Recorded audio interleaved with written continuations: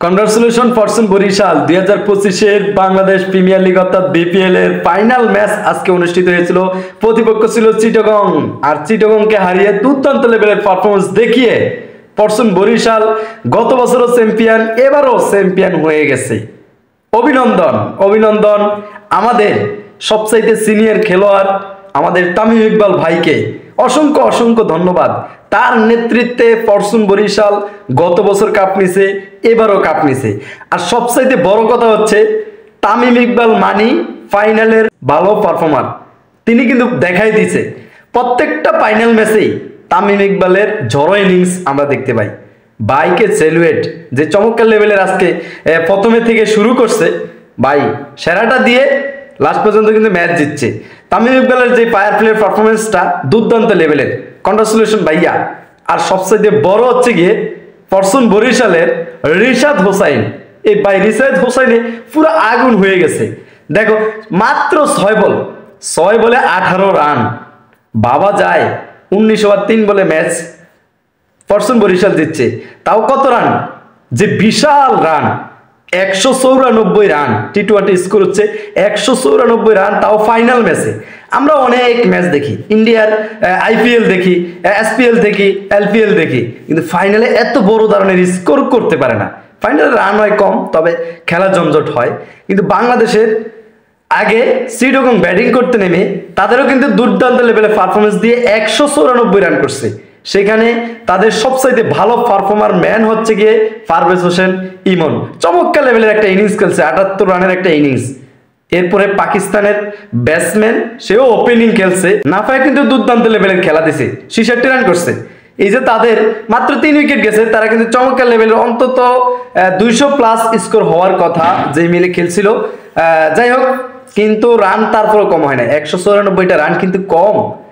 12 বছর পরে, 1 যুগ পরে তারা ফাইনালে আসছে চিটাগং। আজকে তাদেরকে হারাই দিয়ে ফরচুন বরিশাল জাহাজে করে মন্নুরা কাপ নিয়ে যাইতেছে। ভম ভম ভম।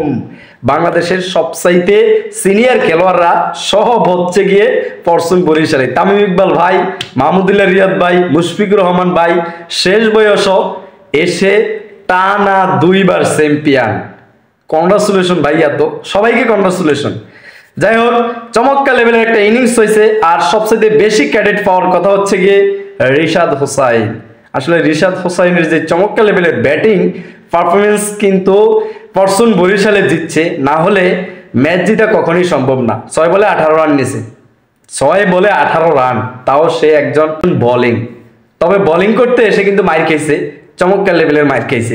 তবে ব্যাটিংয়ে সেটা এসে দেখাই দিছে।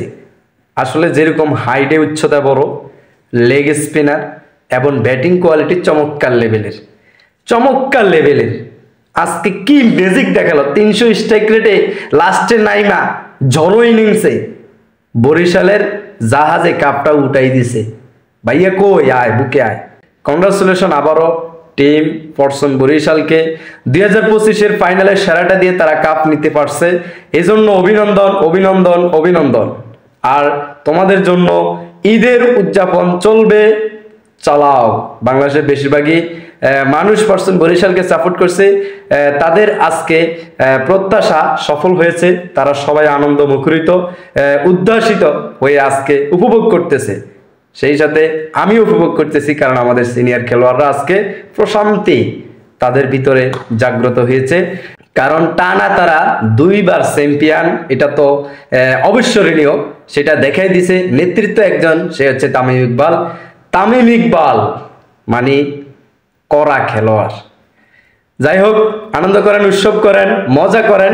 সেই সাথে সামনের বাংলাদেশের জাতীয় ক্রিকেট টিম হবে, সেখানে আপনারা সমর্থন দিয়ে যাবেন। আর বাংলাদেশের ইয়াংস্টারও চমৎকার লেভেলের খেলাইছে। সেই সাথে সব মিলিয়ে বাংলাদেশের বিপিএল মোটামুটি এবার ভালো হয়েছে।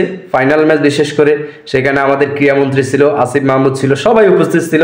তারা মোটামুটি উপভোগ করছে। রানের দ্বারা বড় ধরনের একটা স্কোর হয়েছে, সেটাকে ক্রস করে ফরচুন বরিশাল দেখাই দিয়েছে তাদের শক্তিমত্তাকে। শক্তিমত্তা তা দেখাই তারা কিন্তু ম্যাচ উইন করে ফেলছে। তো আজকের ভিডিও পর্যন্ত। ভিডিওটি যদি ভালো লাগলে চ্যানেলটিকে সাবস্ক্রাইব করে দিবেন পরবর্তী ভিডিও পাওয়ার জন্য। আল্লাহ হাফেজ।